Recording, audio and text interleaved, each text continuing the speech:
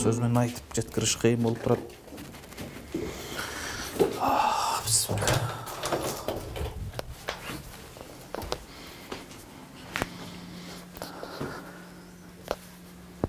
Урматтуу мекендештер, урматтуу бир туугандар, сөз менен жеткириш ушунчалык кыйын болуп турат. Азыр жанагы кызыбыз, карындашыбыз Бегим Айдын дагы баягындай карап аткандыгы, бул киши ушул жерде отуруп келмедер деп тосуп алып кайра кетип атканда жакшы бар деп дубасын берип отургандыгы бар эле. Бүгүн кирсем жалгыз, эч ким жок. Мен тамагын берип кеткенбиз. Келип кирип, анан эртең менен бар болчу. Кийин түшкү тамагын берген келсек, уже варатада чоң ачык, эшиктердин бүт баары ачык, чоң ата жок. Ошол менен чыгып кетип калыптыр чоң атачы. Сага алдын ала ушундай нерсени айтып жүрчү беле? Жок, бизге айтпачу, биз ошол билген эмеспиз. Бизге айтпайды деп, ошол эшиктерди бүт баарын ачып чыгып кетипти. Сизге кароо кандай болуп аткан өзү чоң атаны? Мен жок маалда кандай каралып атты да? Негизи кароо жакшы эле болуп аткан. Себеби дегенде биз өз убагында кирип аттык, тамак ашы болуп атты, ысык тамак ашы. Сен күндө жок кирип аттыңбы деги? Ооба, күндө жок дегенде 3 маалдан киребиз. Андан тышкары дагы башка элдер да келип калышы мүмкүн. Киребиз, чоң атаны көрөбүз дегендер да болуп атты. Мен шу жалгыздыктан жадап бүттүм да. Башка эч кандай немеси жок. Эми шундай кыял экен. Жактырдым эски жайымды. Ачка калган күнүңүз болду, болбодубу ал жерде гараж үйдө? Болбоду. Мен bir күн чыдабайм мен мындай турмушка. 1 саат чыдабаймын. Түшүндүм чоң ата, ол жерде сизди ушу зерикпесин деп, аялдагы издеп, аялдагы сунуштап көрдүк, Ал үйлөнбөйм, жок деп койдуңуз. Бирейнелер келип карайын деп атат десем, жок, ал адамдар кандай экен мен каяктан билейин деп андан отказылып койдуңуз. Ушу зериккениңизден, жалгыздыктан жадабасын деп, эми ар жагынан аракет болду. Ошол сиз жумшакпасын деп бирөө килемин алып берип, тамакты мынтип кайнатпасын деп, микроволновкага ысытсын деп, телевизор көрүп отурсун деп, телевизорун алып берип, жумшакчасын деп, диванын алып беришти. Мекендештерибиз мына көрүп атышат. Бир туугандар көрүп атышат. Буларга эмне деп айтасыз мына ушул нерселерин таштап коюп баса бердиңиз мисалы. Эмне деп айтасыз көрүүчүлөргө? Айтыңызчы. Ал жерде болду, жашабайм деп чечтиңизби? Кайтып күзгө чейин жашабайм. Күзгө чейин, түшүндүм. Чоң ата, сиз кайсыл маалда барсаңыз, эшик ачык. Кааласаңыз ал жерден күлүчүн култап туруп, сизге алып келип тапшырып коем. Кайсыл маалда барсаңыз, ал жерде сиздики эшигиңиз ачык. Олорго айта албадым. Ого айта албадым. Канткенде дагы олор мага өз эмес экен да. Үйүмө келгенде ошо үйдөгү нерсени жактырбай, мына алып келип карап атканыбызда кетип калган деп ачык эле айткан. Ушундай нерсе болгонбу тууганыңыздын үйүнө баргансызбы? Болгон. Мына ушуларыңыз мага байланышкан. Медер мени келип алып кет деңиз, же бу жерде карап аткан эжелерге таксиге салып кой деңиз, эшик ачык бара бересиз. Бирок 1 ай сабыр кылып турсаңыз, 1 айдан кийин 7 үй бүлө келмек. 7 үй бүлөдө жок дегенде 4төн жан келгенде 28 жан келмек. Ана сиз жалгыздыктан жадамак турсун, көпчүлүктөн жадайт болчуңуз ошол жерде. Мен билбейм, ал жакта көрүп атасыздар, бардыгы туалет, ваннасы бар эле, тамак аш күндө 3 маал ысык тамак керет эле. Андан сырткары балдар жума сайын келип жуундуруп турат эле. Кудайга шүгүр 2 ай бою колдон келиши эле жакшы болду.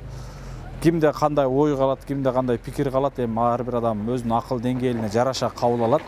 Бирок баштан ниет кылып, башта чыгып кетканда эле ушул жерде айткан экен эжелергечи. Мен кайра кайтарып келем депчи. Мына жанда жашаган бул жакта Кошпу деген эжекебиз бар. Мына ушул эжебизге да айткан экен. Кудай кааласа кайрадан чоң атабыз комплекске барып жашайт. Ал жакта биротоло кеткен жок. Ал үйдүн бардыгы чоң атага деп коюлган. Мен ал жерге башка бирөөнү киргизе албайм. 1 жашардан 100 жашка чейин бәргә жакшылык гана самап келе жатасың.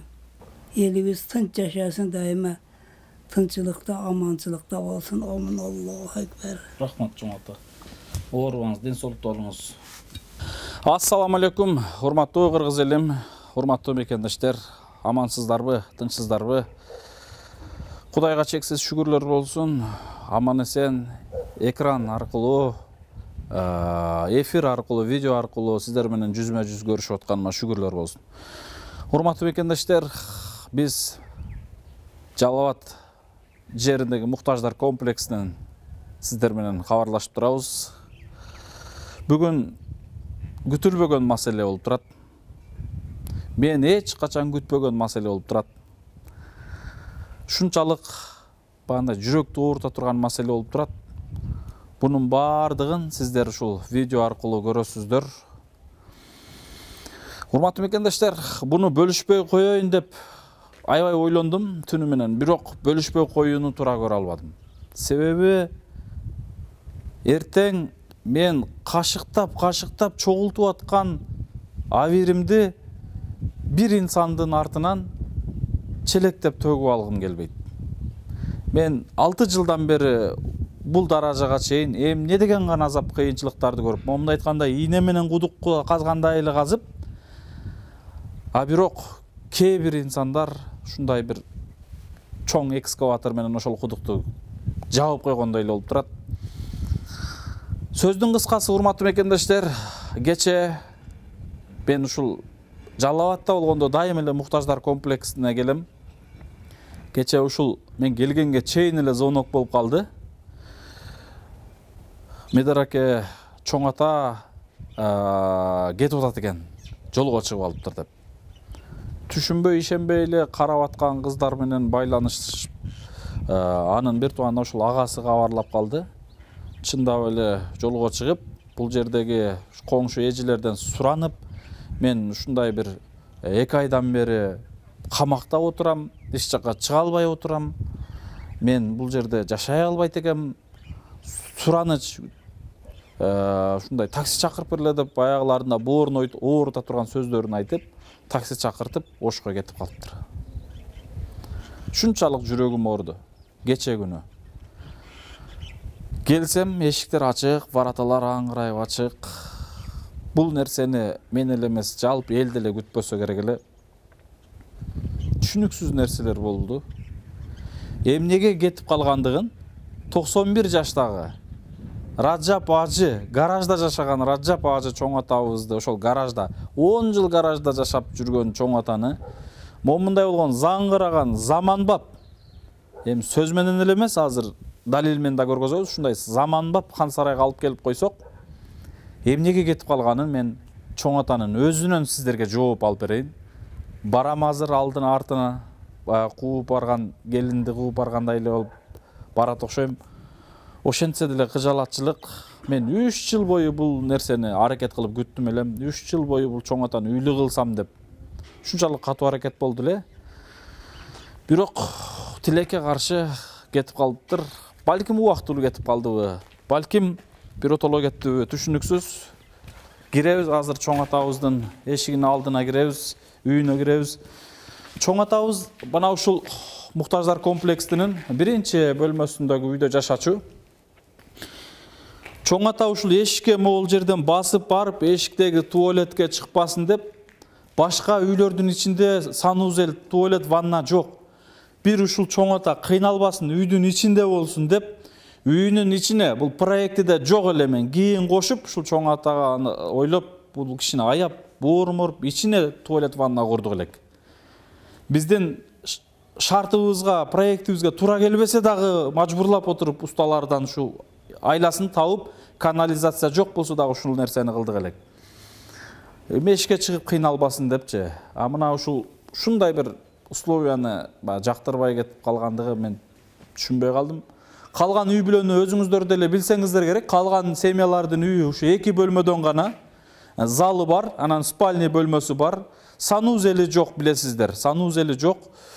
Чоң ата эми ошол гаражда деле жалгыз жашайт. Ал жерде жанына бирөө келип жашабайт.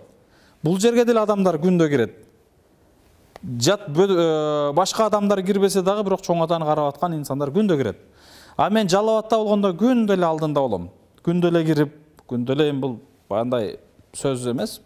Бөлүшкөндө бөлүшүп, кээ бир бөлүшпөй турган маселелер болуп калып атты. Ушундай бир жалгыздык, карыганда адам ушундай бандай арыздана турган, ушундай арыздангысы келип эле ушинтип калабы билбейм. Келсең эле баягындай жактырбаган сөздөрүн айтып, кээде сөздөрүн сүйлөбөй ушундай нерселер болуп калып атты. Мен азыр артымда турат. Келип койсоңор, мен экрандан булар өздөрүнүн башын тартып атышат. Эми жаш кыздар, ошон үчүн мен экранга тартпай эле коеюн, туура көрөсүздөр. Мынакей урматтуу мекендештер, экран артында ушул чоң атабызды 2 айдан бери күнү дагы, түнү дагы, күндө 3 маал тамагын алып келип карап аткан карындашыбыз турат.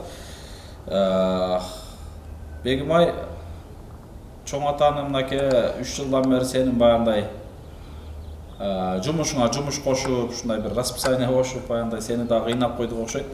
Анын үчүн мен дайым сенден кечирим сурап неме кылам. Негизи эле чоң атаны кароо сен үчүн кыйынчылык болбоду беле? Негизи чоң атаны кароодо биз өзү чоң атага атайын убакыт бөлүп, биз өз күнүлүк тартипке, күн тартибине киргизип алган болчук. Чоң атаны мен өзүм азыр окумдагы ачылып окууга барам. Ошол маалда өзүм үйдө жеңем болот, жеңеме дайындап кетет элем. Анан тамактарын өз убагында алып кирип атканбыз. Чоң атаны да кийим кечесинен башкасынан бери тазалап, жууп, карап атканбыз. Кече күнү мынакей сен мага ушул обедте байланыштың. Ушул боюнча бир кыскача айтып кетчи. Эмне болуп, кандай болуп, эмнеге мындай болду, түшүнбөй атам да мен. Биз ошол өзүмө убакытым болбогондо апам да кирип аткан болчу. Апам киргенде ошол апам айткан экен мындан алдын ошол жалгызсырап атам, жалгыздык болуп атат деп ошол бул жерде баягы эми ал жакта гаражында кандай болчу билбедим. Бул жерде азыр жалгызсырап атам деп айткан болчу экен. Анан кече келсек, кече эртең менен тамагын берип кеткенбиз.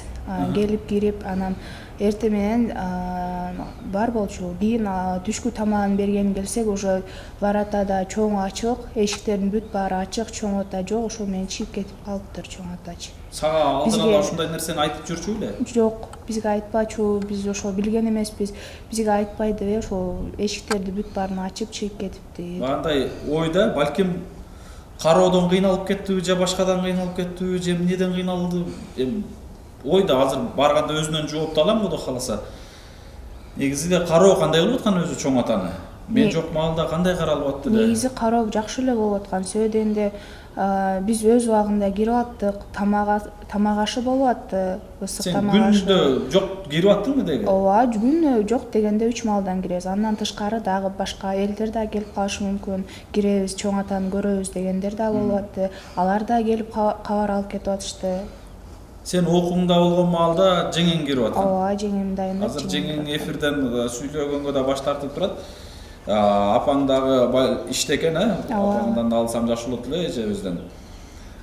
Сен үчүн ушул нерсе кандай болду эми азыр? 2 айдан бери чоң ата менен көрүшүп, карап, бир жакшы эме кылып, мен өзүм жокто сенден сурап, эмне тамак кирди бүгүн, эмне жеди деп ушинтип баягындай сурап эме кылып аттым белем, чоң атанын кызындай эле болуп калдың элең азыр. Кетип калгандан кийин кандай эме болуп атат эми? Ооба, бирок чынында мен деле чоң атадан мындайды күтпөдүм эле. Мен биздин эч кандай мындай кетип калат деген ойдо эле болбоду эле. Себеби дегенде ушундай адамдын ушунчалык жакшы условия түзүлгөн болчу. Үй да жылуу, анан тамак ашы, ысык тамак аш кирет. Анан сиз дагы башка жакта болуп калганыңызда да сөзсүз түрдө кабар алып, мага чалып, көрсөтчү деп видео звоноктордон бери кылып көрсөтүп, ошондой кабар алып турган болчуңуз. Анан чоң атам эмнеден улам кетип калды, мен да жакшы түшүнбөй калдым. кароо негизи жакшы болуп аткан. ооба. Эч кандай сага жакшы карабай атасың деп жалп кылып андай кылбачу беле? Жок, андай кылбачу.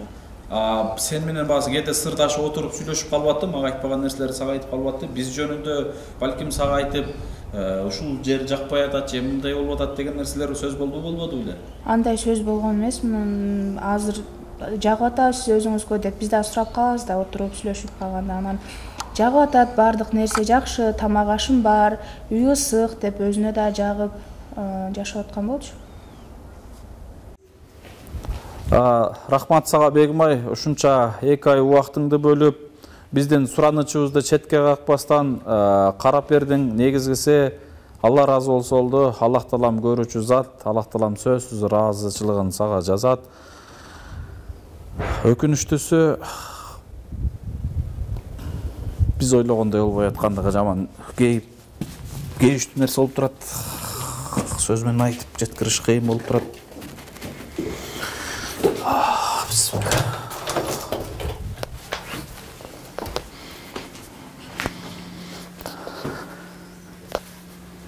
Урматтуу мекендештер, урматтуу бир туугандар, сөз менен жеткириш ушунчалык кыйын болуп турат. Азыр жанагы кызыбыз, карындашыбыз Бегимайдын дагы бандай карап аткандыгы, башкача бир көңүл буруп, өз атасындай көрүп, ушундай бир башкача карап аткандыгы, ушул кыздын оюндагыдай болбой калгандыгы ушунчалык бандай ойго салып, кыжаалатчылык жаратып турат. Аябай бандай көңүл ушунчалык назик болот экен. Кече келсем, комплекс ачык, вороталар ачык.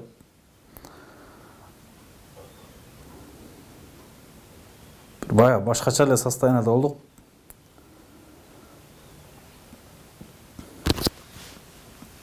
Мен бул чоң атаны негизи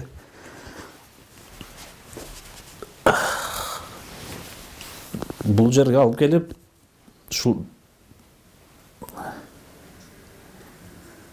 дуасын алып эле отурсам деп ушундай ниет максат кылгам. Бул кишинин жакшы сөздөрү, дуалары мени 3 жыл бою аракетимдин баардыгын, кыйынчылыктардын баардыгын унуттурду эле.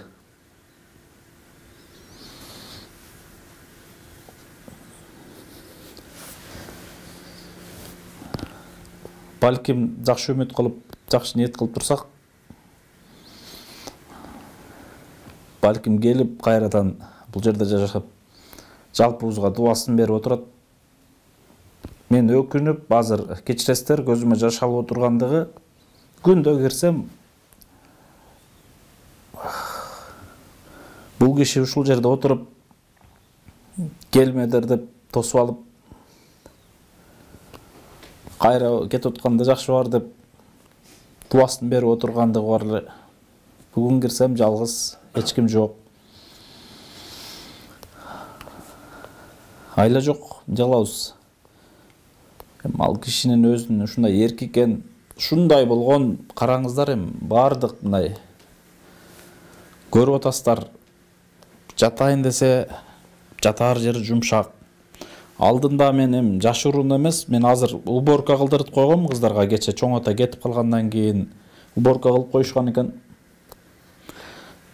Тамак ашы бардыгы жайында, дасторкон болсо үзүлбөй эле турган, мен толуктап койгон жерим жок. Холодильникте болгон нерсе, дагы бул жерде тамактарын неме кылып коюптур.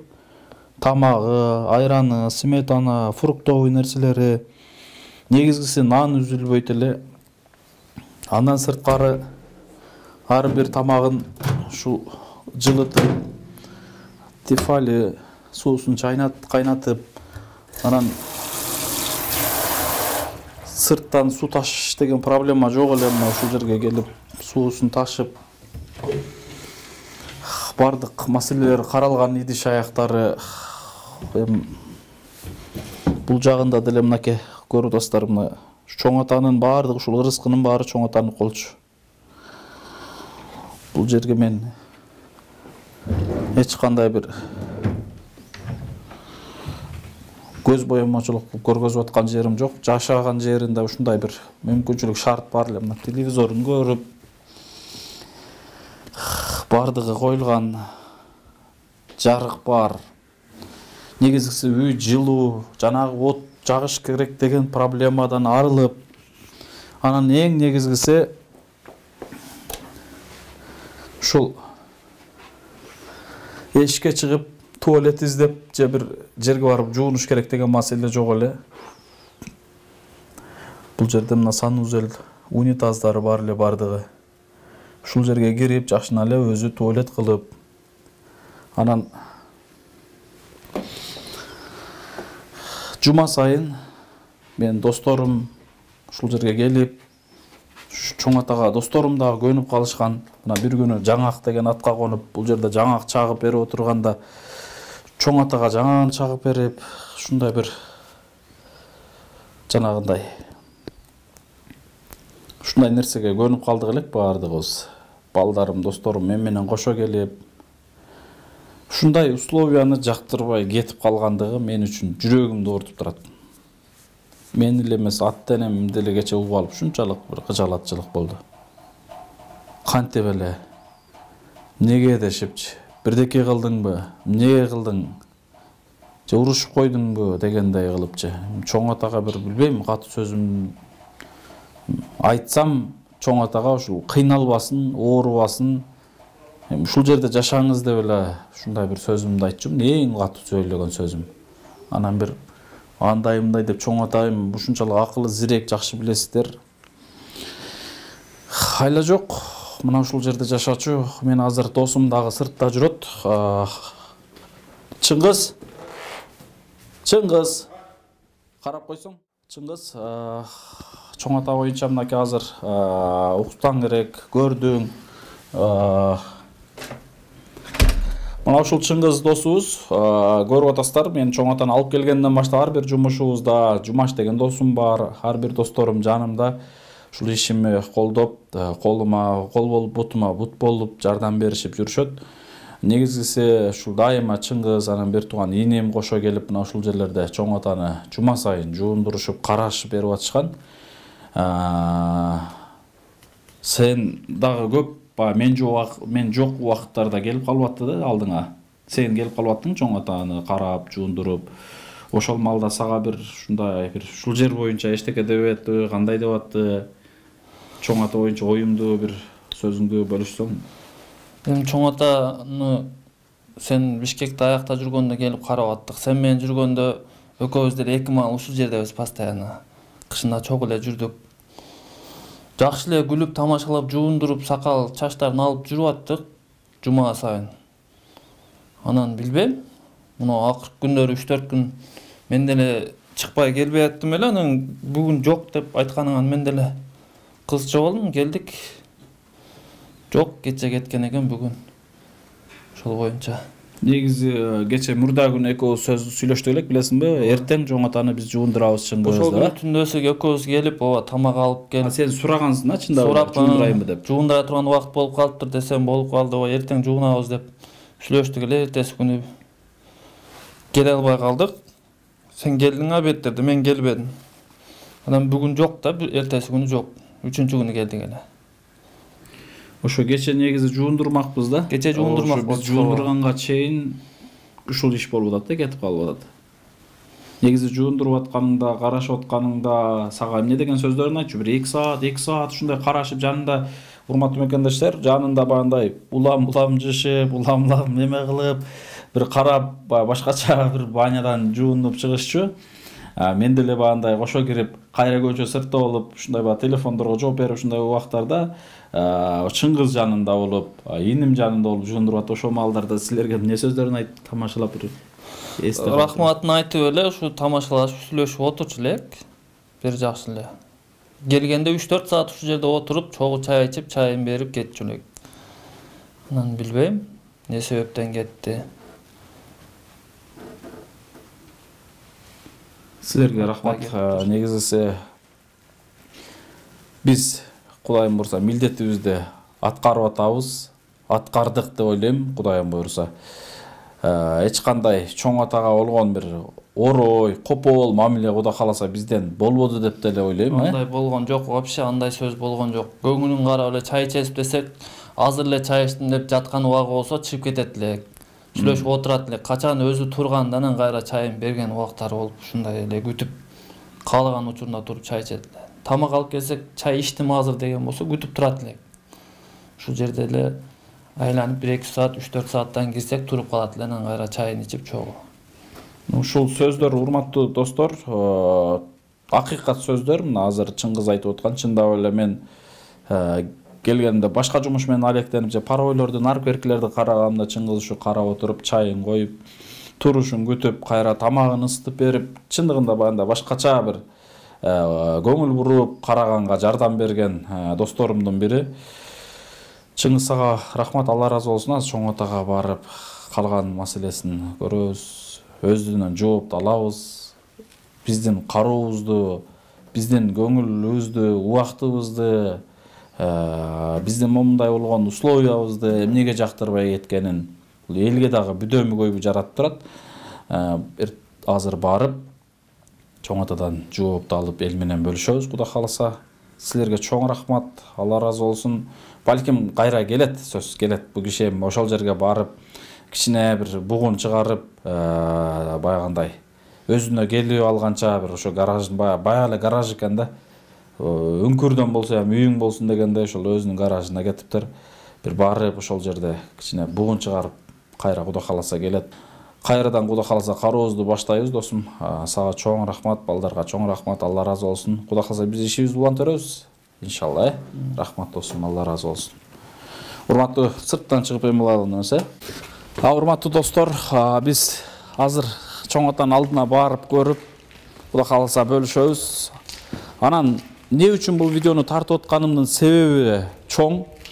Чоң атанын ар бир алдына барган адамдарга бир мени башкача көргөзүп, бул кароону башкача көргөзүп, айтып атпаймынбы, бир кашыктап чогулткан абийирибизди төгүп албайлы деп, элге ачык, айкын ишибизди жасайбыз. Эч нерсени биз жашырбайбыз.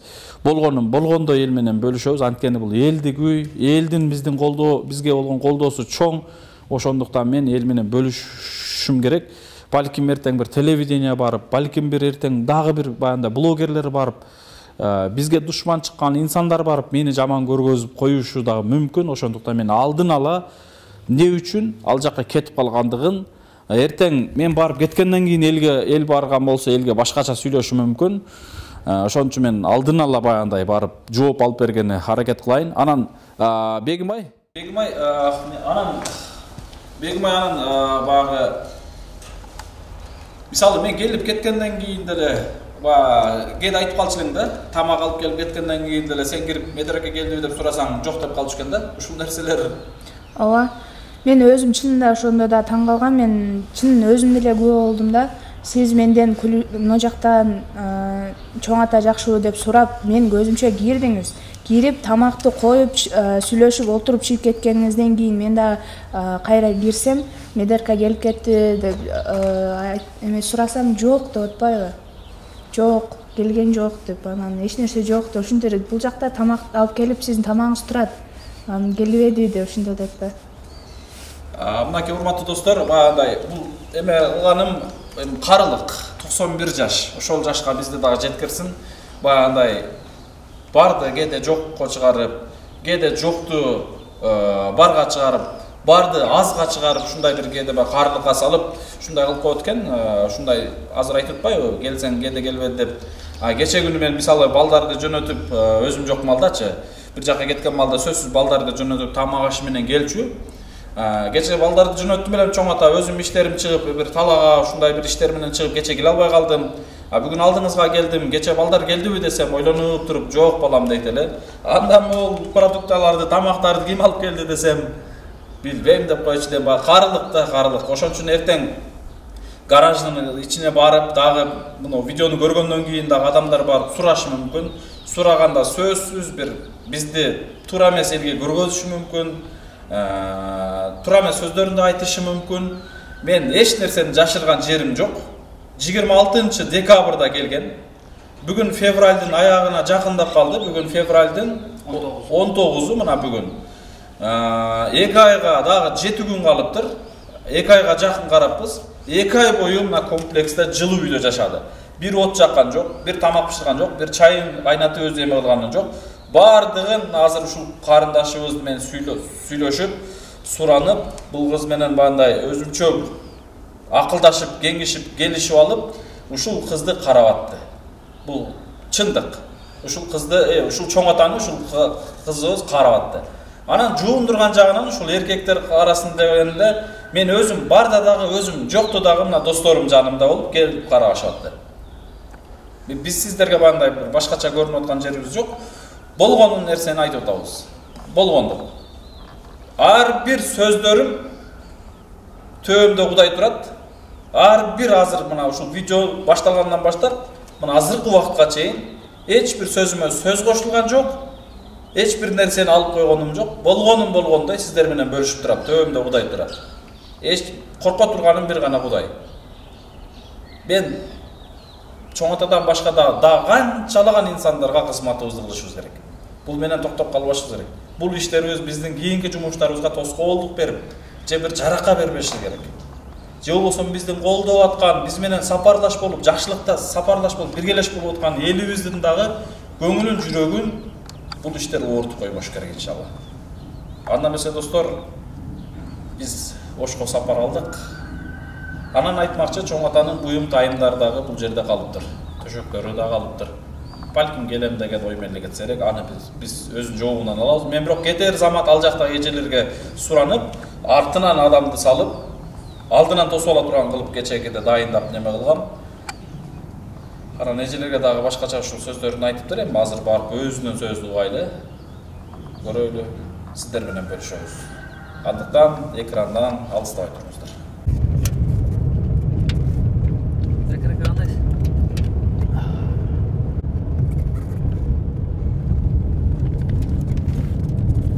Кыргызстан ушундай кереметтүү жолдор, кереметтүү жерлери, чындыгында ушундай жолдордо жүрүп, кээде ушунчалык чарчоо басылат.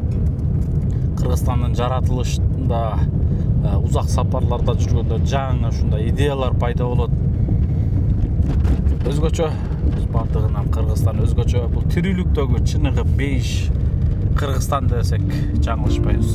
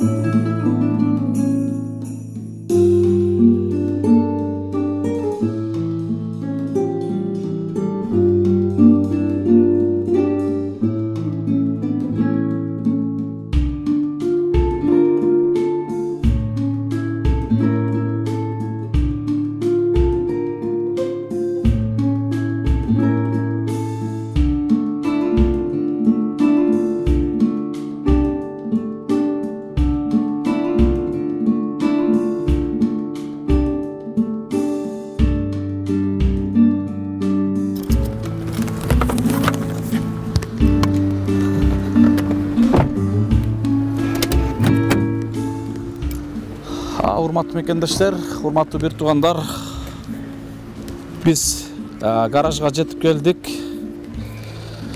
Kadimki Келечек базарынын маңдайында Жаңалай көчө болот бул көчө. Гараж ачык. Эми жогордагы көрдүңүздөр, жанагы заманбап үйдөн качып ушул жерге келе бергенге жооп алабыз. Мага айтса мен өзүм жакшынакай кылып алып келип деле коймокмун. Мен келгенге чейин мен жокто ушинтип келе бериптир. Азыр жоопту толук алабыз, жүрүңүздөр. Bismillah. 2 aydan beri gireli gelek.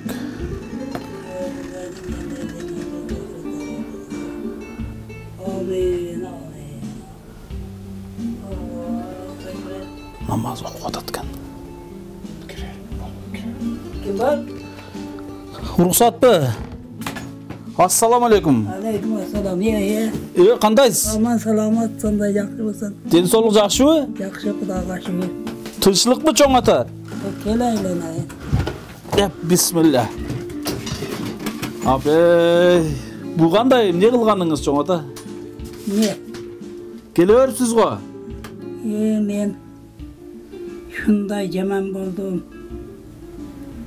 Özümde jaman sezdim. Anan çıdabay. Çıktım. Çoğun ata men geçe үйдө murunku günü oşko gelgem tündöp. İşlerim menen gelip taң atkanda bagımda da uygo barıp jetkeldim. Anan şu saat 10'dorgo çeyin uktap kalgan ekem 10-11'ge çeyin.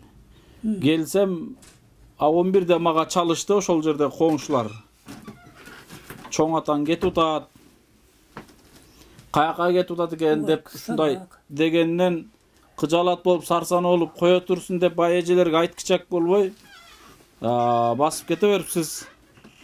Ошол жерге такси чакырып берип эжелер кетип калыпсыз да. Анан ушунчалык кечеден баштап азыр алдыңызга келгенге чейин ушунчалык кыжалат болуп жүрөктөр ооруп бул кишиге эмне кылып койдум экен, Xudoy saqtasin. не болду экен деп ушунчалык баягындай сарсана болуп ошол заматта эле ошто эжелерге чалып чоң ата кетиптир деп биякта эжелерге айтып, биякта эжелер алдыңыздан тосуп алышып, айгүл эжелер. Анан неге кетип калдыңыз, кандай кетип калдыңыз? Мага эле эмес, ошол жерде карап аткан бегим айларга дагы бардыгына ушундай бир ой жараттым. Неге мындай кылдыңыз түшүнүксүз болуп калды. Сиз мага айтсаңыз өзүм деле алып келип жакшынакай кылып жайгаштырмакмын. Не десеңиз, мен дайым айтчылам го, эмне проблема болсо мага айтыңыз, чоң ата дечилем. Неге кетип калдыңыз? Ушунун себебин айтып бериңизчи. Эмне болду? Капа болдуңузбу? Же кароо анча болбодубу? Же эмне маселе болду? Yok, işleme mesele yok. Ben şu yalgızlıktan jadap büttüm de. Başka hiç kanday nemesi yok. Bu garajda жалгыз жашабайсызбы эмне? Гаражда деле жалгыз жашайсыз го. Bunda yalgız yaşayanım benim gündüzden al. Sılavayga varamın seken basıp. Barıp geçeceğim yarım gün ötüt.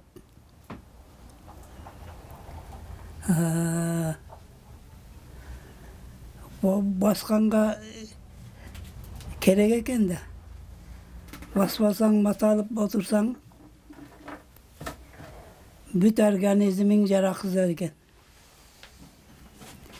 Basış kerek eken. Эми ал жерде деле басып туруңуз деп мен сизге көргөзүп бердим го. Көчөгө чыкпастан ошол эшигин алдына площадьта эле бассаңыз болмок. Анын акырында улам сурай бергениңизден варатанын кантип ачылышын көргөзүп койсом, көрсө планыңыз ушул болуп аткан экен да. Я эшикке деле чыгып бассаңыз болмок да, ал жакта басса болбойбу эмне? Men çıdamdan çıktım da.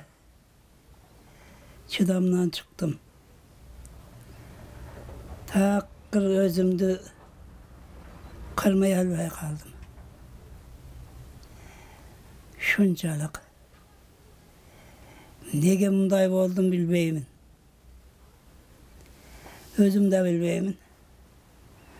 Şunday Çok kıynaldınız mı Cem? Neden kıynaldınız hazır? Ne oldu al jerde? Aytыңызчы, açık aytыңızчы maga. Özüңüzdün balаңызга aytkандай эле aytыңыз, эчтекен тартынбай aytыңыз.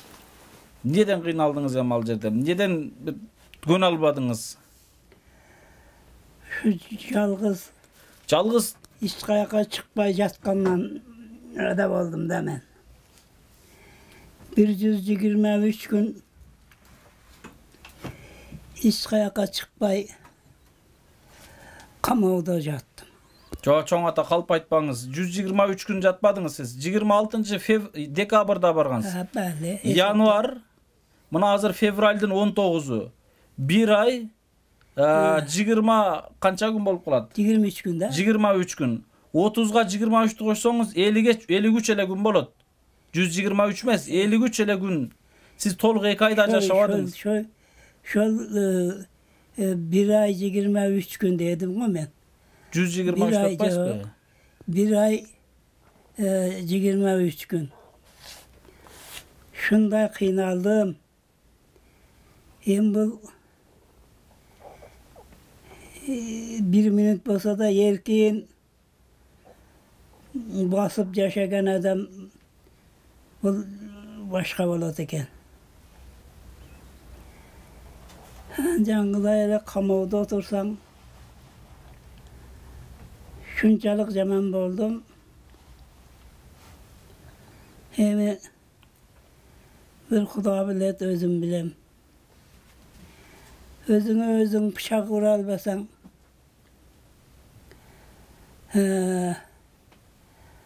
bunday turmuştan göre yaşamayla koyayın diye elbette ekensin Müslümançılıkta.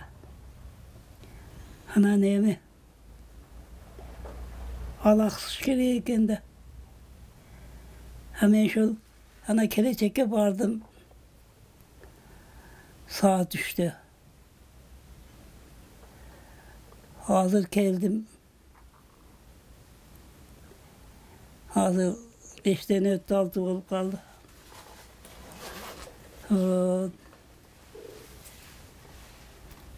Hem de adamlar bilen söyleşip oturup tamaktanıp sırabaydan anan geldim bana hem bir yerde şol adat bolup kaldı.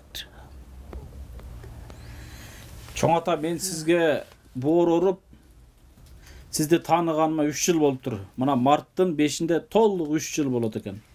Sizge men boor orup sizde ayap 3 yıl boyu men emne degen hareketlerdi getirip emne degen energiyalarımды, emne degen nervlerimdi getirip kimderge gana jakşı görünüp, kimderge gana jaman görünüp oşol zamanba бүт условиясы бар үйдү салып ошол жерге жайгаштырып койгондон кийин бул кылганыңыз башкасына кандай билбейм, менин жүрөгүмдү эле оорутtu. Болбосом мен сизге эч ким эмесмин, сизди деле мен кече эле тааныган кишимин. Мен сизге жагынайын деп башка кылып аткан жерим жок. Дуаңызды эле алып ошол нерседе, ошол үйдө отуралы дегем. Мына мен бүгүн Бегимайды дагы айтып деп, аларды бир сыйра урушуп амалдым катуу тийип, карабадыңарбы, эмне кылдыңар, эмне үчүн кетип калды чоң ата? Эмнеден кетти деп мына Бегимай кирет, бир жеңеси кирет алдыңызга, кээде апасы кирет карашып. Begimaylardan emne gavallar kirip çıkat ede şol. Ço siz жалгыз деп отпайсызбы? Мына балдар, дос балдар келип, жума сайын жуундуруп атат. Мына Чыңгыз атайымна күбө болуп жанымда келди. Өзүмдүн балдарым келип, жума сайын келип, жуундурганы келип атты. Кээде жанагы Ихлас кафесинин ээси Ашым аке келип атты. Келгенде келип атышты сүйлөшүп. Эми ал жердин сизге эмнеси жакпады мен түшүнбөдүм. Мына ушул жашооңуз эми жакшы эми азыр отуңузду жагасыз, кыйналасыз, туалетиңиз жок. Şu жашооңуз жакшы эми? Караңыз, караңгы бир үңкүрдөй жерде жашап атасыз. Ben sizde kıynalbasın dedim derler çoğun ata. Hem buldu. İlgeri bir han bir buldu. Kapaska kamap. Her türlü çöp derdi salıp. Den derdi salıp. Bağıp жүрse tınbay sayraydı eken. Kuş dilin bilgen bir adamı var eken. Ve suraçı bana munca köp sayraydı. Dese altın uyam deyit. O altın uyası kayaktı eken. Altın uyam öyle deyit. Degen eken. Ondan padişah bayağı kuştu çıkarıp eşike vergi beylep. Jigitlerini koyuyordu eken azıcık karap. Bana kayda konduğunu bilip belgiledi. Varıp bir şakka konup altın uyam deyip bunday şu yatıp kaladı eken. Oğul altın uyası da şapkın üstüne salgam bitke çöp var eken. Olgonu şol eken. Şol körgörünü açtı bana da. Deydi. Benim anandağı perveriştegenim buğa. Hiç nersege arzu bayt eken. Yeme özüңүздү kuşka teňiz. Men sizdin aytar sözüňüzdi düşündüm. Bирок азыр 21 kılım. Ар bir sizge okşon kargan ata baldardын кароосунда. Bala çaka neveresinin кароосунда. Zamanbap üydö, жылуу жумшак жерде, от каалап, башка каалап, от күйгүзүп, момундай токпечкелердин, безопасность жерлердин жашоосунда эмес. Жылуу жумшак жерде бала чака неберелерине дуа берип гана отурат.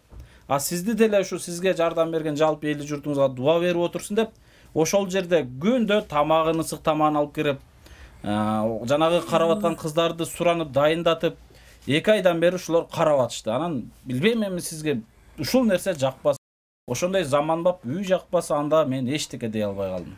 Эми ошол акыркы 10 күн кой дедим. Şunday жалгыздык bir jagdan jaman kıynaldım. Şunday şu kısa olup gittim. Çıday almadım. Ahırı çıkıp dursam bir adam gelip kaldı taksiminen. Bir adamı var eken.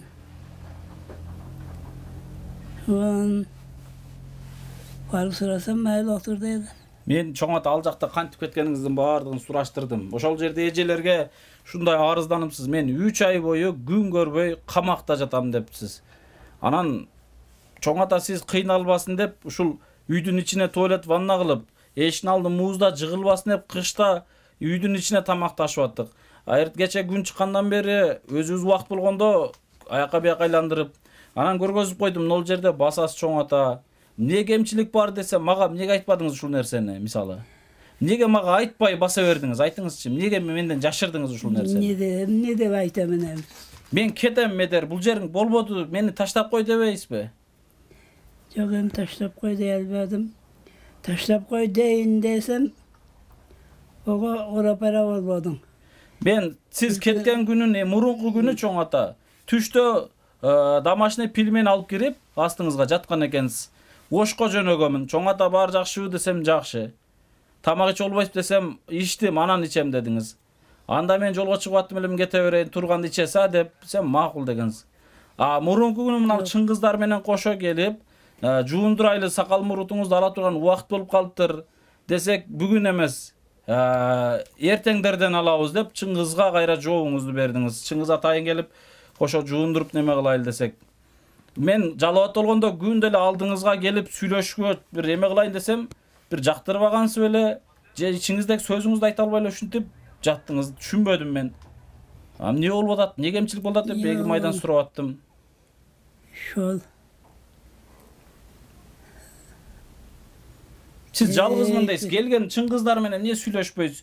Мен менен эмне сүйлөшпөйсүз? Эмне кемчилик кылдымбы? Ачык айтыңчы. Көрүүчүлөр, балким эртең мен çoң ата 6 жылдан бери ушул иштемин. Кашыктап чогултуп жүрөм абиримди мен. Men ana kaç gün şol tuğanımdı çakırıp alıp iki putumdu, iki kolumdu, belimdi derilettim.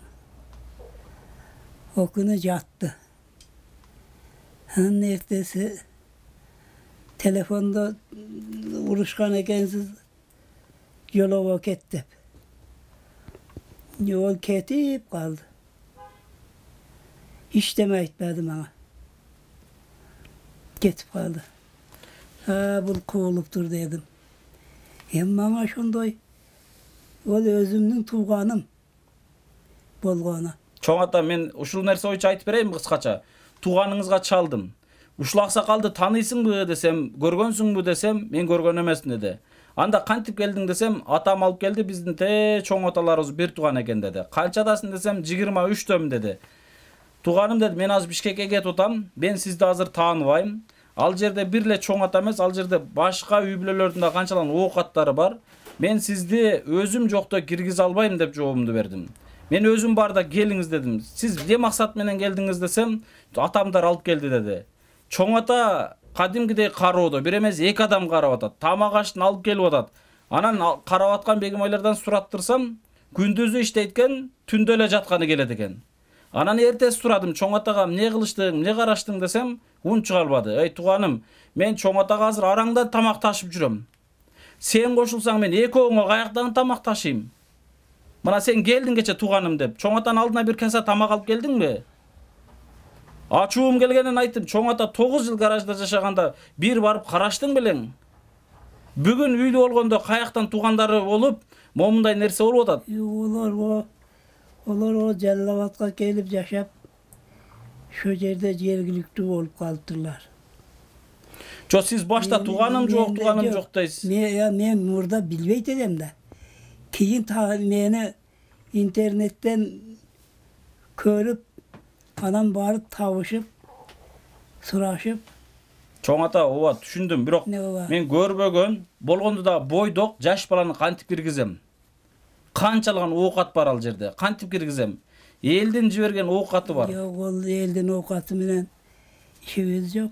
Сиздин ишиңиз жок. Men tamak gerek bolsa akşam ele satıp içemin. Onday ol biröөгө жүгүмдү артпаймын. Чоң ата, мен андай мааниде айтканым жок. Мен ал адамды көрбөгөндөн мен тааныбайм да, билбейм. Кантип киргизем дейм мен. Жо мен таанып атамын коч. Мен айттым да алга, эмне кылганы келдиңиз desem, күндүзү иштейм деп атат. Түндө кетем деп атат. Мен ал жер эмне, гостиницабы дедим мен ал жерге. Проходный дворбу дедим. Жок, ол күндүз иштегенге деле барбады. Болуптур чоң ата, мына бир суроо берейин. Чоң ата, ошо туганыңызды чакырыңчы ушул жерге, сизди карасын. Келип карайлы ушул жерге, мына гаражга. Bu yerge men çakırbayмын. Ana, ал жерде максат эмне болгон эми ошол жерге? Эмнеге чакырбайсыз бул жерге, ал жака эмнеге чакырдыңыз? Bir yerge çakırıp alsam şunan dele iş tabulat. İş tabulat. Karayt. Karaşkan mildetti. Tuğanım bolgondan keyin. Men olar menen emin tanıştım. Hoş. Onun atası men ağını bazarı bolamın. Murgaptın özü de yaşap жүргөн. Чоң ата, мен ал үй сиздики дегем. Мен кызырканбайм. Каалаганыңызды алып келип карай турган болсо жашатсын эми уруксат бергем, бирок мен жокто келип атсам мен кантип киргизем? Мен ал адам менен жүзмө-жүз таанышышым керек да, чоң ата. Эми Manga işenip bergenden keyin şonda işenim bola beriş gerek. Manga. Adam manga da bolbogondan keyin işenim ondan emne. Ben sizge işenbey atkан jerim жок dedim. Al bala maga aytты. Birinci жолу көрүп атам dedi avаны. Түшүнүп атасызбы? Birinci жолу ol bala көрүп atsa onun atası manga kelip attı. Balаны alıp gelip mana şu karaydı. Şol. Kılgan işi şu seni karaş. Dedi. Keyin el anan jangıday аңтарылды kaldılar. Ne dedim oldu. Эми чоң ата мындай да. Men бүгүн атайын мына видео камера менен тартып, Niye üçün ketip kalgаны men bir işimdi dagı elden jaşırgan emesmin. Ak jursam dagı, kara jursam dagı, tetir jursam dagı, tüz jursam dagı jaşırgan emesmin. Azır sizdim nerge gelip, nerge eki yaka basıp жүргөнүңүздү көрүp, Медер кууптур да, же кетириптир да, же батырбаптыр да деген эртең мен сөзгө калбашым керек. Канчалаган эл үйлүү болду деп сизди сүйүнгөн адамдар эртең алдыңызга келип сизден дагы сурайт. Мен алдын ала эмне максатта кетип калганыңыз үчүн мына эл менен атайын бөлүшүп койдум. Эл менен атайын бөлүштүм мен. Эч нерсени жашыра албайм. Ушул нерсени көмүскө да жашырып койсом болмок, бирок жашырганы мен эрким жеткен жок. Себеби эртең элдер дагы көргөн учурда башкача ойдо калбашы керек. Чоң ата ар бир нерсенин ачык болгону жакшы, болгону эмне максатта бага деле ушул нерсени айтпастан кетип калганыңыз ушундай бир табышмак болду. Мен өзüm деле кандай oturup çıkkanımdı bilbey kaldım. Şunday köngülüm hıcalat bolup özümdü bilbey kaldım. Olursa kündögele yaşap yürüşedi. Şu günü özümdü bilbey kaldım. Kelgende gece geldim, şu notu kala verdi. Yattım, tamak içkenim yok. Tamak var orada. Yattım. Sağır, oşol koydun nade, sutkasıga tamaktan kanım yok. Sağır, tamaklandım.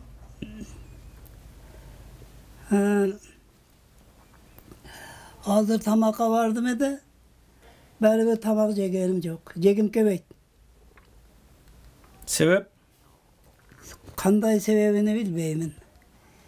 Menin den sağlığım günden günge şonday naşarlap atat.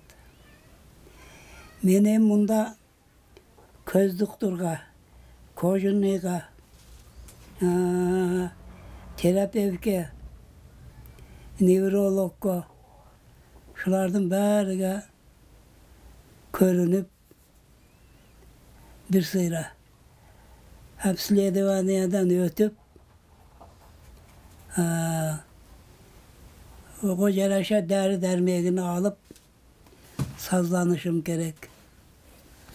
Anan onda ilancı olmasa o kocaraşa dağı bir iş bulattı. Yemiş ondamın emin ertege kulak ağlasa köz doktorga baram. Ошол дары врачка барышым керек, Медер. Мен көрүнүшүм керек деп деле мага айтсаңыз мен секен машина салып алып келет элем да чоң ата. Ушу жашырып айтпай баса бергениңиз кыжалатчылык болуп атат. Ol aytmay kelsem men işleme buzukluk kılganım yok da. Түшүндүм. Бирок İşlemeni buzup koyganım yok. сизди бузду деген жокмун. Ошол айтпай басып бергениңиz адамды кыжалатчылыкка салды. Айтпай келе бергениңиz адамды сарсанага салды. Men şonçoluk şu özümdü toktotarbay hıcalat boldum. Ben murunku күнү да уккам чоң ата. Бегимайдын апасы иштен келсе варатан ач албай турупсуз. Даяр болуп кийинип алган экенсиз. Ошол күнү эле сиз баягы жумаш досуңуздан эшикти кантип ачаарын сурап, биз так айтканда эле ошондон баштап эле аракет кыла баштапсыз. Ошону чоң ата ачык айтсаңыз, жөн эле алып келип, бир эки ай жерде жашап, гараждыңызды сагыныпсыз да билип турам. Анан бугуңузду чыгарсаңыз, бедер балам десеңиз, мен эмнеге түшүнбөйм? Ушу күнгө чейин түшүнүп эле келатам ар бир эмеңизди. Men sizin özü işiniz başınızdan aşıvassa, dağı özümün işimdi жүктөгүм келбейт. Жо, андай дебеңиз да чоң ата. Мен сиз үчүн не деген гана ошол Men göz arabamды tartışım gerek. Siz 91'ge çıktınız чоң ата. Men Мындай айтканда жашыңыз бир топко барып калды. Карылык. Анда санда орус, башка болот. Эми ал жагы карылык чоң ата. түшүнүп турам баардыгын.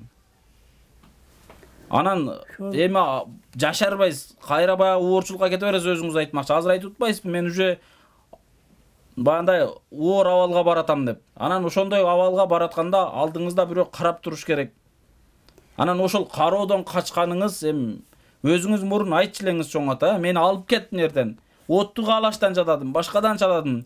Бир күн жерде өлүп сасып калбайын. Ким карайт мени деп, мени кайра урушчу элеңиз. А эми мынантип Жок. 2 айга толук чыдабай баса берипсиз. Men onday ele özeli öldüm gittim de barzdangan emesmin. Men şartım var. Munda yaşasam dağı, o yakta yaşasam dağı şart var eken. Ayemece şunday hıyal eken. Yaktırdım. Eski jayımdı. Түшүндүм чоң ата. Бардык сөзүңүздү мен түшүндүм. Баягы өзүңүз баягы булбулду багандай мисал кылып айткандагыдай ошол жашап жүргөн 9 жыл жашап жүргөн баягы гаражыңызга көнгөн экенсиз. Жанагы биз эме кылган условия сизге туура да келбептир, жакпаптыр дагы. Деги бир жолу ал жака болду, барбайм деп кайттыңызбы же эмне деп кайттыңыз азыр? Men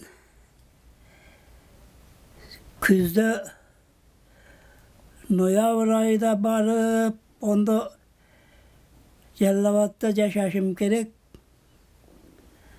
Kışta çıkarıp Mart'ın başında kaytıp garajıma gelip yazda Oşta yaşaşım gerek. Мына урматтуу мекендештер, баардыгы түшүнүктүү. Мен ушул нерсени баанда ойлоп аткам, сиздин түшүндүм. Баа бул гаражды алып чыгып атканда эле эжелерге да айткан экен, Айгүл эжелерге мен баары кайтарып келем, могул жердеги буюм тайымдарын чыгартпай, мен кайра кайтам деген. Башта ниет кандай ошол ниеттеге жараша болот экен. Эми башта деле ушундай сөздүн айткан, бияка келгенде бияка келип, кайра аяка барганда аяка барып. Эми ал сиздин эркиңиз, каалооңуз чоң ата. Негизгиси Кудай кааласа ал сизге дайындалган, сизге Аллах үчүн да берилген үй. Качан барып жашайсыз, кандай кылып жашайсыз, ал сиздин ишиңиз. Мен башта айткам го. Биз дагы киргенде тыкылдатып, уруксат сурап киребиз. Ал сизге аманат катары берилген, момун айтканда хадия. Анан аны сиз өзүңүз чечесиз. Негизгиси ал жерге барып бизге дуаңыз берип жашап турганыңыз бир башкача бакыт эле. Анан дагы бир суроо, мага биздин Ак-ниет аманат фондуна, биздин карообузга, биздин кыздарга баардык сизге көңүл буруп аткан, ошол жактагы карап аткандарга нараазычылыгыңыз барбы, жокпу? Ачык айтыңыз. Претензияны мага айтыңыз ачык. Hiç kanday narazıçılığım yok. Kanday narazıçılığım yok. Onlardan iş menen hiç kanday memlem de yok. İçki tışkı memlem de yok. Olsa selamun aleyküm, aleyküm assalam. Жок, мени мененчи мага мына медер балаңызга. Медер балам тоюңда бир дуа берип турам деген убадаңыз бар, билесиз, а? Ова. Ушу медер балаңызга ичиңизде бир таарынычтар, капачылыктар, нерселер болсо ачык айтыңыз. Барбы, жокпу ошондой нерсе? Yok onday nerse. Мен кемчилик, катачылык кетире алдымбы, кетирбедимби? Mende onday kataçılık yok. Жок, бизде сизге тамак аш кирип аттыбы негизгиси? Tamak aş girip attı. Күндө кирип атты. Ova. Ачка калган күнүңүз болду, болбодубу ал жерде гараж үйдө? Bolbodu. Болгон ушу жалгыздык, а? Emin siz şol Bana bergen tamak açtın. Akçasını aytın beremin. Ana dostlar, tuğanlar. Men onday o haligi Tacikler aytkандай tekin kor emesmin. Çoң ata, sizdin men esepteşi böyle yaşaganды жақсы көрөмүn. Pensiyam var, jetet şol. Kanday kısam jetet. Bir tamağıma. Başkana aytpayın. Эми мага ал пенсияңыз кызыксыз. 3 жылдан бери пенсия аласызбы, албайсызбы, канча аласыз деп оозуман чыга элек сизге сурай элек мында. Себеби мен кызыкпайм да ал нерсеге. Ошол айтып аткан акчаңыздын ордуна бир жакшы дуаңызды бере аласызбы, бере албайсызбы? Дуа берелем. Машалла, Алла разы болсун Неге чоң дуа ата. бербейин? Болду. Ошол дуа экөөбүз баягындай Алласа бересеби сиздин төлөгөнүңүз, акыңыз жөн гана дуа кылып коюңуз болду. Төлөдүм эле деп коюңуз жүрөктөн. Ол дуа менен эле дуа өз жолунда. Бирок ичкен тамагымдын акчасы өз жолунда. Жо чоң ата. Бул нерсенин бардыгын сиздин дуаңызды алам деп жүрөм чоң ата. Сиз анда эмесе мен келгениме да акча төлөйсүзбү? Астыңызга келгениме да. Балдарга бардыгына акча төлөйсүзбү? Төлө десеңиз төлөймүн. Жок чоң ата, андай дебеңиз. Бир жолу эле баягындайга барбаңыз чоң ата. Өзүңүзгө көп душман ашырып аласыз. Сизден акча сураш үчүн эч бир адам ол жерге кадам баспайт чоң ата.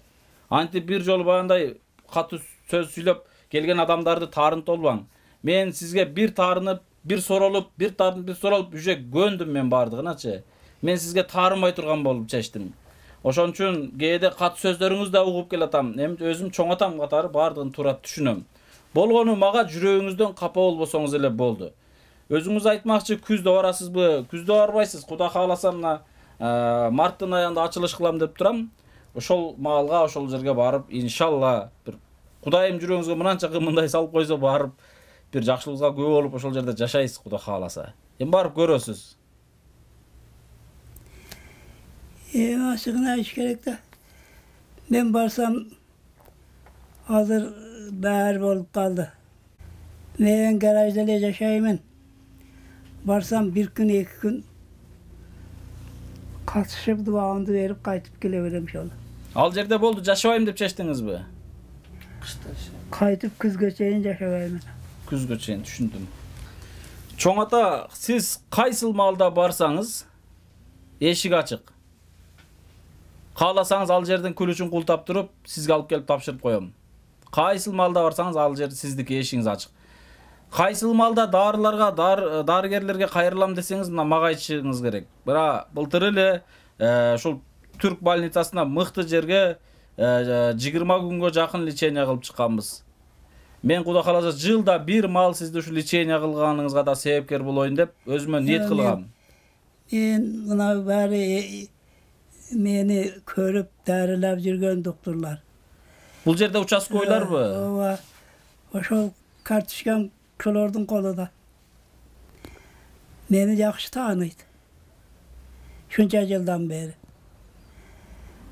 Anan emi bir tanış yerde barıp bana o yerim munday, o yerim munday deyiverişten demek kılavatamın. Ben hiç geçe şu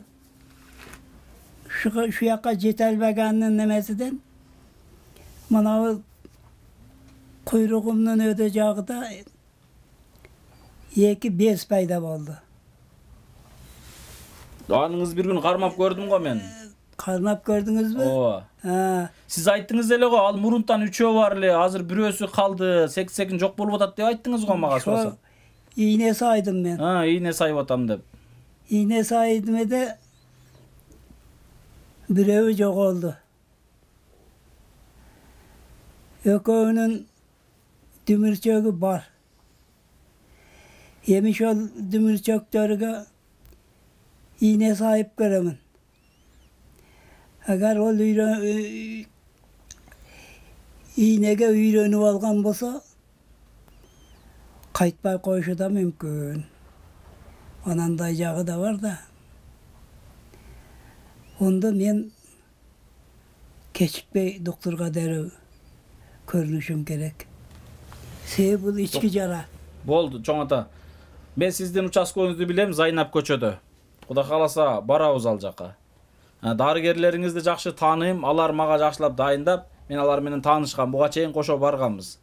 Кудай кааласа анда барабыз ал жерге дагы. Ушундай нерселерди мага ачык эле айтсаңыз, мен сиз үчүн дайым кызматтамын. Антип мен менен эсептешип, мындай кылам, андай кылам, ансеңиз мен өтө капа болом чоң ата. Анда мен алдыңызга келбей эле коюшум керек андачы. Андай боло турган болсо. Чоң ата, могунда айтканда биз канчалаган эли журтубузга кызматта жүрөм. элдин кызматында жүрөбүз. Биздин Ак Ниет Аманат фонду дагы бул иш менен эле токтоп калбастан нечендеген инсандардын муктаждыгына себепкер болушубуз керек. Анан кашыктап чогултуп аткан абийирибизди ушуга окшогон иштер менен чөмүштөп төгүп албашыбыз керек. Сизден аркадагы муктаждыктарды ойлошубуз керек, чоң ата. Бул ак ийне менен ак жүр дейт. Aldı verdi, takcır deydi. Alasa verese bolsa, şunu tak kılıp жүрүш керек eкен. Şonda ağıyla menen ağ жүргөн болады eкен. Ondan beri ак болбойт eкен. Ağıyla menen. Men ana yağa neme kılıp aytıp atkanım. Emi şu aytıp atasın eke. Bana tamak alıp gelip verdim. Başka. Oşolor bari esepte var da. Men anti eseptebeyim çoğun ata. Siz menen esepteşpeyim. Siz anti oyloğunuz boldu, şu sözünüzü uşul жерден toktotуңуз çoğun ata. Esepte var mintem. Anda mesela bir jolu mamileni kırkam deseniz oşentip eme kılыңыз. Men sizden bir so'm da albayım, surabайым, suraganda emesmin. Anday kılbaңыз. Sizdin duаңызды алам деп, ошол кыздарды дайындап, ошолор күндө тамак ашын берип, өзүм жоктоп, балдарды каратып, bir duаңызды эле алып калайын деген максатым болчу. Мен сиздин каражатыңызга, башкаңызга кызыкпайм дагы, кызыккан дагы жерим жок чоң ата. Антип эме кылбаңыз. Адамдын көңүлүн баандай калтырбаңыз, көңүлүн оорутпаңыз. Анан мага канча карасаң ушунча берем дегениңиз бул баяндай кекеткениңиз болуп калат. Yok ol keketken emez. Ошого барабар болуп калат чоң ата. Андай кылбаңыз. Ак ийне менен ак жүр, алыш-бериш так жүр деп кыргыздын макалы. Men onu içimden taap etken yok, yerim yok. Çoң ata men bardığını düşündüm. Men жоопту aldım. Men sizdin ал жерде жалгыздыгыңызды түшүнүп, колумдан келишинче эле аракет кылып, колум бош убакта өзүм айландырып, колум бошобой башка жакта жүргөндө бирлерди жөнөтүп сүйлөшөр экен десем, жаткан болосуз, сөзгө келбейсиз. Баяндай ал жагын көңүлүңүздү оорутпайын деп мына балдар дагы тамак алып келсе 2 саат, 3 саат күтүп отурган учурлар болду. Алар менен сүйлөшкөнгө жакындабайсыз, ал өзүңүздүн ишиңиз ба. Бул жерде жалгыздыктан жатадында да сал жактан. Бу жердеги жашооңуздагы өзүңүз карап көрөсүз иншалла. Кудай кааласа бардыгы ниетке жараша экен. Башта кандай ниет максат болсо ниетке жараша болот экен. Мен чоң ата бардыгын мен түшүндүм. Эли журтубуз менен дагы мынакей мен элге сиздин оозуңуздан жооп алып бердим. Эртең комплекстен эмне кетип калды, медер кетирип бердиңби, чыгарып бердиңби деген ойго барган инсандарга өзүңүздөн так таамай жооп алып бердим. Эч кандай бизге жалоп жок негизи, Yolum yok. Dariler hiç toktodu. Kolum butum zırkıra oğru atadı da. Şol darini algandan keyin jakşı bolup kaldım edi. Ошол нерселердичи мына Ya, чыңгыз Күнәлис- турат, чоң ата. Künalıs'taki alayın desem ol ketip kaldı. Annem kim gelip olsa men malandayımın dep zarıga veriştin. Ondaydı halabayımın. Жо, чыңгыз турат. Ошо чыңгыз балага эмне айтпадыңыз? Сизди жума сайын жуундуруп аткан балдарга мен дарылап кой, бутума крем шуап кой, ал сүртүп коюш кыйынбы? Hem olarga ayta bilmedim. Oga ayta bilmedim. Kantkende dağı olar bana öz emes eken de. Ayanbay aytkiday. Oların tirikliği var. Hem bir kirip çıkat şol. Tirikliği var nemeni paymel kılalbaysın. Manandayımın, anandayımın dep. Yani bana şu kanday nemen olsa aytken maylağanыңды майлайт, сайлағаныңды сайлайт. Не жұмышың болса атқарат мананда деген жоқсың. Onda ona yaşaganda misal hazır ele men ana o yerden bir piyala alış gerek bolup kalsa. Tayakta dayanıp aylanıp ötüp onu algıcam bir de o vakit. Ben çoň ata açuğum gelgeni şunday kıyınçılık 9 yıl jaşooda жүрgönüňizde bir tuganыңız gelip kabarlaşpay, anan geçe günü onunday jerge barıp jaşap atkanыңızda boydok bala eken, eldin üyü, meniki emes, men aýerge özüm da bir gün jata elekmin. Anan men girgizgende men açık aytkanda men çoçudum. Aýerde kança owkat tamak bar. Eldin owkaty bar. Men any taňybaýym, siz dagы taňybaýsyz. Siz birinçi jolu görüpsiz. Al bala dele sizi birinçi jolu görüp durumda. Açık süýleşeli, açık aýtyňız. Bala aýtdy. Ana men aýttım, bala meni jaman görbe dedim. Alt aýbay tura düşündüm. Men seni görmedim, görelekmin. Daway, men Bişkekden gelgenden kiyin gel şunu süýleşebiz. Gel dedim. Men seni ketirgenim jok. Bolgonu men barda gel suranyş dedim. Bugün meýli jatyp kal dedim. Men sizdi birinçi jolu görüp atkan adamdy men kantip taşlaýym al jerde. Boydok bolup atsa özüňiz elestetpeýsizbi? Eldin owkaty bar. 9 yıl boyu oşol tugandarym nerge gelip bir karalaşpasa, geçe orup kaldım dep больница çurkap жүрgөнүңүздө bir karaşpasa, bir çetinden bir tuganыңыз maga kayrılgan. Meder çoň ataga uşunçalyk kүйüp atasына rahmat, Allah razı olsun. Tugandары jok emesbiz, barbız. Biz uşunçalyk karagan harekettebiz, karaşabız dagы dele. Bolgonu menin üýüme gelgende, men bul sırda saktap gelgem, nazır açık aytyptan. Üýüme gelgende oşo üýdögü nerseni jaktırбай, mana alıp gelip karap atkanыбызda ketip kalgan dep açık ele aytkan. Şunday nerse bolgonmu tuganыңыздын üýüne bargansızbı? Bolgon. Mana şularыңыз maga baylanышkan. Ol misal üçün bir tuganım unan garajdan men bagamın dep köçürüp alıp ketdi. Owa ana. Alıp ketdi, bardım. Bargandan keyin hem bir Kur'an okutup koýaýyn. Devanan kasseden akçany alıp berdim. Koyalıp soyup Kur'an okutup ertesi bäri jok sınasıp bolgandan keyin bana bir kalta sındırım nandardı koydu. Termoska çaydı demdep koyup koydu. Çay içtim. Non yedim. Emin ne okat kılasınlar dep okat kılbaysınlar. Onun puldu bergenmin. Ayalige 6.000 berdim. Özüge 16.000 berdim. Hazır emin bäri jok jaýlawda. Jaýlawga ketken. Hazır o ayaktan işleme alalbaýbys. Emi şunu menen çıdaysız da deydi. Hem bir gün çıdabayım men bunday durmuşka. Bir saat çıdabayım.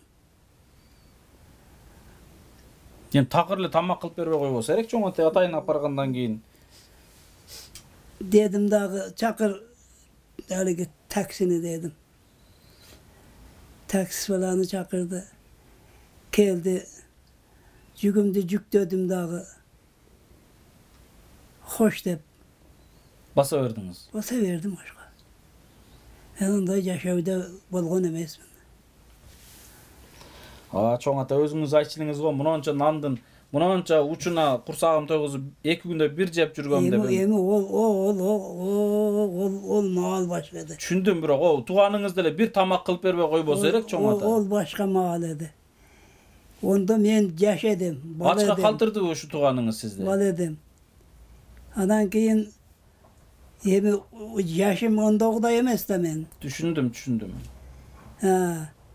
Demek benim tamağımdan doy bolboýt. Yaşım onday bolbogonundan keyin menin karoom onday bolboyt. Oşonduktan şol halege turmuştun ötüşüge karap kete beremin. Kayerge olsa. Түшүндүм чоң ата. Онол жерде сизди ушу зээрикпесин деп аялдагы издеп, аялдагы сунуштап көрдүк, Ал үйлөнбөйм, жок деп койдуңуз. Бир энелер келип карайын деп атат десем, жок, ал адамдар кандай экен мен каяктан билейин деп андан атказылып койдуңуз. Ушу зээриккениңизден, жалгыздыктан жадабасын деп, эми ар жагынан аракет болду. Бирок ошончо эмени дагы туура көрбөпсүз. Ал жагы эми баардыгы белгилүү чоң ата. Кудай кааласа Аллах Таалам эң негизгиси өмүр берсин, ден соолук берсин, оорубаңыз, башкысы ошол. Сиз кандай эмнени кааласаңыз, ошол аракетти кыла беребиз. Бул жерде жашасаңыз, бул жерди кааласаңыз, анда бул жерге мүмкүнчүлүк түзгөн аракет кылабыз, бул жерден кабар алып турган аракет кылабыз. Качан үйүңүзгө комплекске барам десеңиз, ал жактын эшиги дайым даяр. Медер мени келип алып кет деңиз, же бир жерде карап аткан эжелерге таксиге салып кой деңиз, эшик ачык, бара бересиз. Бирок бир ай сабыр кылып турсаңыз, бир айдан кийин 7 үй бүлө келмек. 7 үй бүлөдө жок дегенде 4төн жан келгенде 28 жан келмек. Ана сиз жалгыздыктан жадамак турсун, көпчүлүктөн жадайт болчуңуз ошол жерде. Сабырдын түгү сары алтын дейт го. Өзүңүздүн макалдарыңыздын баардыгын биле айтып келесиз. Emin ol. Kaçan ne bolorunu men kaydan bilem. Men ondaydı bir kaldım bolbosam. Noş. Bir kaldavayt etken adam bolbosa olduna la aytıp menanday dep, alanday dep turgan turmuş kayaka mecburlasa şonday kete beretdi. Түшүндүм чоң атай. Ошол хан сарай үйдү дагы сизге белек кылган бул жеке жалгыз өзүм эмес болчумун. Мына көрүп атышат бир туугандарыбыз, мекендештерибиз. Ушул көрүүчүлөр дагы эми мени катуу урушат. Айта турган сөзүн ушундай айтышат, жүрөгүмдү оорутушат. Иш үстүнө иш беришет, кыжалачылыкка салышат. Мына азыр эми туура түшүнгөнү бар, туура эмес түшүнүп, башкача нерселерди айтканы бар. Бирок ошончо эл мына сизди үйлүү болуп калсын деп, үйлүү болушуна канча аракет кылган бир туугандарыбыздын дагы бир четинен көңүлүн ооруттуңуз. Бириси Швейцариядан, бириси Россиядан, бириси Казакстандан, бириси Кыргызстандан сизди үйлүү болсун деп телевизорун алып берип, килемин алып берип, столун алып берип, төшөгүн алып берип, эмне деген гана аракеттерди кылышты эле. Өздөрүндө жок нерсени сизге алып беришкен ушул бир туугандарыбызчы. Эми баардыгы азыр көрүп турат, эми көрүүчүлөр билбейм мен бул кандай абалда калат, эмне ойдо калат. Onu jönele alıp koygansыңар. Men onu bilmeyim dağı. Jönele alıp koygansыңар. Şunda bolsun dep. Yanan men bolbosam başka dağı bir ökelet onda. Jönele alıp koygansыңар деген кандай? Бул сөзүңүз кандай мааниси түшүндүрсөң? Kafter konadı. Biri ussa biri konar. Erten men ölüp kalsam dağı bir gelip kiret. Onun ne? Жок, түшүнүп атам. Сиз азыр жөн эле алып койгонсуңар деп атпайсызбы? Ошол сиз жумшак бассын деп бирөө килемин алып берип, тамакты мынантип кайнатпасын деп, микроволновкага ысытсын деп, телевизор көрүп отурсун деп телевизорун алып берип, жумшак жатсын деп диванын алып беришти. Мекендештерибиз мына көрүп атышат. Бир туугандар көрүп атышат. А буларга эмне деп айтасыз мына ушул нерселерин таштап коюп баса бердиңиз мисалы. Эмне деп айтасыз көрүүчүлөргө? Айтыңызчы. Ularga men ne deyim? Men misal için ol benim mülküm emez olur. Niçin benim mülküm emez? Жо, сизге белек хадия берип атышпайбы, алып берип атышат бардыгы. Ol emi şu yerge gelip bir gün bolsa da yaşagan adamdiki. Kaçan bolsa dagı. Men özüm akça çıkarıp serptep algan buyumum emes. Demek ol meniki emes. Çoň ata hiç düşündür almadym da sizge. Sizdiki emes. Sizge alıp berdi aylanayın sadak olayın çoň ata. Sizge de berdi, sizdiki oşonun bardygy.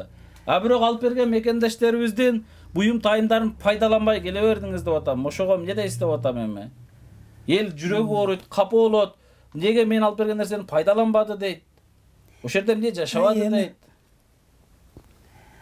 Alıp bergen buyum ortada turat. Men onu köterip alıp basa bergenim jok.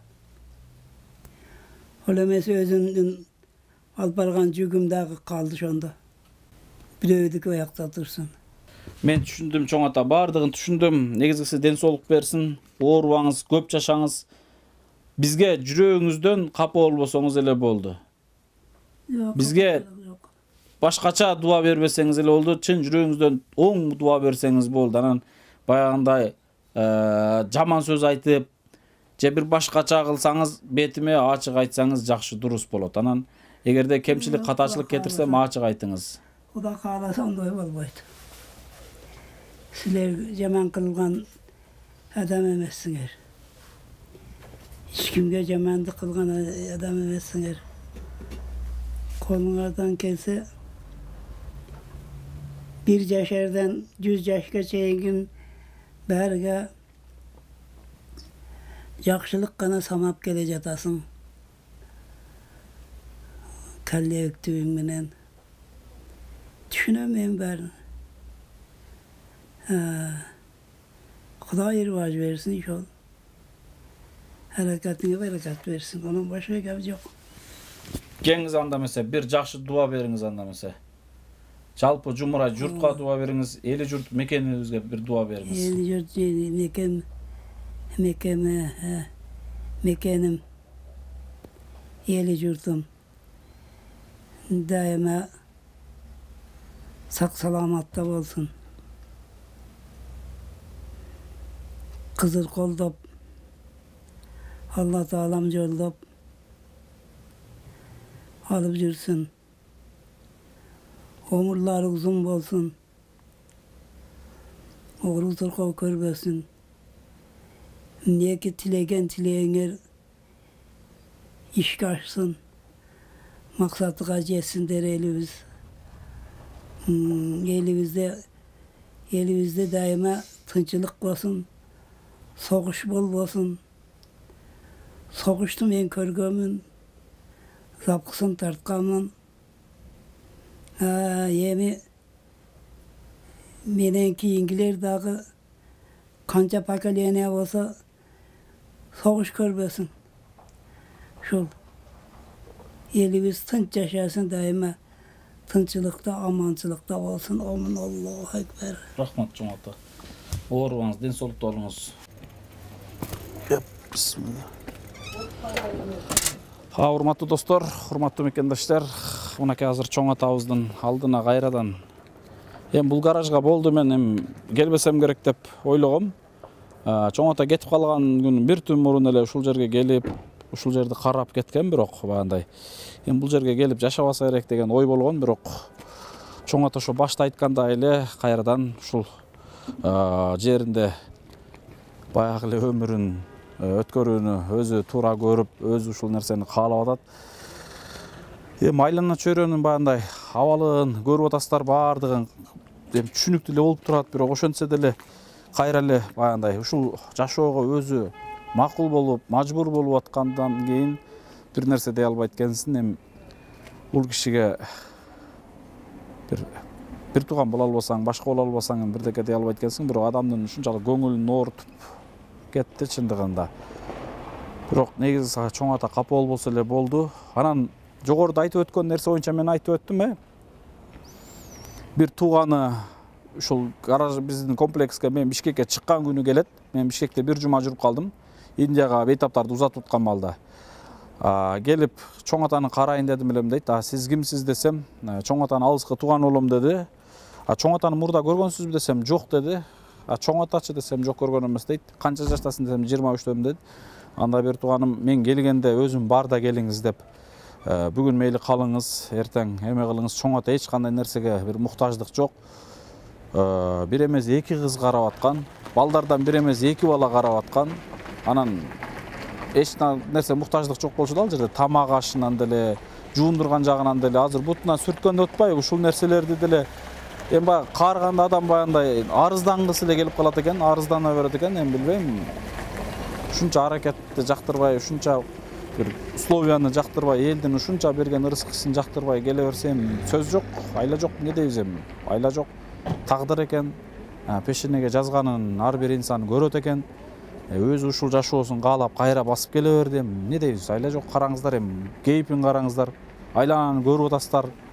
Ушундай жерди каалап кайра басып келе берсе, эми билбейм, ал жакта көрүп атасыздар, бардыгы туалет, ваннасы бар эле, тамак аш күндө 3 маал ысык тамак керет эле. Андан сырткары балдар жума сайын келип жуундуруп турат эле. Кудайга шүгүр 2 ай бою колдон келиши эле жакшы болду. Кимде кандай ой калат, кимде кандай пикир калат, эми ар бир адам өзүнүн акыл деңгээлине жараша кабыл алат. Карып калгандан кийин арыздангысы келе берет экен. Бул ар бир арызданганды мен мурда жүрөгүмө жакын алат элем. Кийин көрсө апам деле катып айтты. Адам карыганда ушундай арызданып калат. Ошондуктан көп көңүлүң, жүрөгүң алба. Негизгиси чоң атага катуу тийбе. Көңүлүн оорутпа. Ошондой арызданса деле катуу сүйлөбөй дечү. Бирок ошол сөздү аткарып эле мына ушундай темпте келатканбыз. Бирок баштан ниет кылып, башта чыгып кетканда эле ушул жерде айткан экен эжелергечи. Мен кайра кайтарып келем депчи. Мына жанда жашаган бул жакта Кошпу деген эжекебиз бар. Мына ушул эжебизге да айткан экен. Мен кайра кайрылып келем. Ушул жерге эле коюп койгула деген экен. Өзүнүн ошо башкы планы, ниети ушундай экен. Азыр айтып атпайбы? Мен кышта барып ал жакта жашасам, жайда болсо ушул жерде жашасам, мен ушуну каалайм дегендей кылды. Эми көрөбүз, 1 ай 2 ай ушул жерде, 1 айча бир 15 күн 1 ай көрсүнчү, балким кыйынчылык жаралса дагы комплекске эле жок, алып келебиз, апарабыз. Баягы кыздын артынан жуучу болуп келгендей эле болдук. Азыр бир четинен ушунчалык бир оор абалда келдик, бирок келип чоң ата жакшынакай эле отурганын көрүп сүйүндүм. Кече эле маалыматым бар болчу. Кече эле ушул эжелерибиз тосуп алып, жайгаштырып, үйдү жылытып койгондо эле баягындай өзүмө келип отурган, бирок өз оозунан эмне үчүн кеткенин так билейинчи дедим. Кудай кааласа азыр билдим, уктум, эл менен бөлүштүм. Эртең ким чоң атанын алдына келип сураганда сураган сөзүнө так алдын ала жооп болду. Кудай кааласа кайрадан чоң атабыз комплекске барып жашайт. Ал жакта биротоло кеткен жок. Ал үйдүн бардыгы чоң атага деп коюлган. Мен ал жерге башка бирөөнү киргизе албайм. Анан мен өзүм ал жерге бир күн жашабайм, жатпайм. Сырттан көргөн адам деле ойлойт да, ал жерде ден соолугу бүтүн адам кирип чыгып жүрсө, болгондо да жаш адам кирип чыгып жүрсө, анда эмне деп ойлойт деп ошодон корктум. Бул элдин аманатынан башкасы кандай мен өзгөчө корком чындыгында. Себеби чоң атага жакынмын деп эртең дагы бир нерселер болсо, мен ал баланы тааныбайм дагы, жакшы экен, жаман экен да билбейм. Но кийинки кире турган муктаждарга дагы бул сабак болду. Кийин 7 семья кирет ошол жерге, мына уже февралчы аракет кылып, мартта ачылышын кылабыз. Ошол муктаждарга дагы сабак болду. Көргөндөр көрүп билесиздер, кандай болуш керек, эмне болуш керек экен, так маалымат аласыздар. Ошондуктан кийинкилерге баягындай сабак болду, Кудай кааласа. Адам ушундай бир башынан өткөргөн бир тарыхтар менен, ушундай башынан өткөн тагдырлар менен тажрыйба алат экен. Биз дагы ушундай нерсе менен тажрыйба алып атабыз, жашообузга пышып дегендей. Бирок бир четинен эмне зарыл, ушунча адамга жакшы көрүнөм деп, Аллахтын ыраазылыгын табам деп, ушундай элге пайдам тием деп жүрүп, кээ бир инсандарга жаман көрүнүп, жаман сөз угуп, моминтип аталарга жакшылык кылам деп атып, кайрамитип кайта бергенде ушундай бир башкача ойлор келет. Бирок жанагы эле устаздардын, аалымдардын сөзүн катуу эске алып, медер бул ишти сен кылбаганда ким кылат эле? Эл сүйлөй берет. 6 миллион элдин арасынан тандап алып туруп, Аллах таалам сени ушул жолго салгандан кийин Аллахтын жумушун чаанып коюп кетсең, андан сенден башка ким кылат деген сөзү кулагымдын жанында али бүгүнкү күнгө чейин жаңырып турат. Кээде ушунчалык жүрөгү ооруганда, ушундай бир ызаланганда, өзүң жашооң менен эле кете берейинчи деген бир ойлор келет, бирок анда ким кылат деген ой жаралат. Биз кылбасак бул жумушту ким кылат? момундай чоң аталардан ким кабар алат? Боор ооруп аткан, башкасы ооруп аткан, ден соолугу ооруп аткан бир туугандарга ким себепкер болот? Эми бул Аллахтын буйругу, Аллах таалам ушул жумушка салган экен. Кудайым урса баш ийебиз, аракет кылабыз, жакшысы болот, жаманы болот. Эл арасында баардыгы сонун тегиз боло бербейт. Өйдө ылдый болот, турмуш, тагдыр. Кудайым урса баары тынччылык болсо, аманчылык болсо, жакшы күндөр дагы да алдыда иншалла. Ден соолук болсун эң негизгиси, эч ким оорубасын. Жакшылыктарда көрүшкөнчө биз чоң атабыз менен жакшылап коштошуп коюп, эртең айрыкча айткандай больницага алып барабыз. Баардыгын дайындап, бул жердеки эжелерге кайрадан дайындайт окшойбуз, дайындап коюп, эртең больницага алып барып коюп кайтабыз. Эми айла жок. Айла жок, мен азыр чоң атаны алып кетем деп келдим элем. Кайра кетсе. Бирок чоң атанын өз сөзүн уктуңуздар. Эми бир ай жашап көрсүн. Балким кайра алып кет деп айтаар иншалла. Тынч болуңуздар, аман болуңуздар. Заманыбыз тынч болсун, өлкөбүз бүтүн болсун. Аманчылыкта көрүшкөнчө, ассаламу алейкум.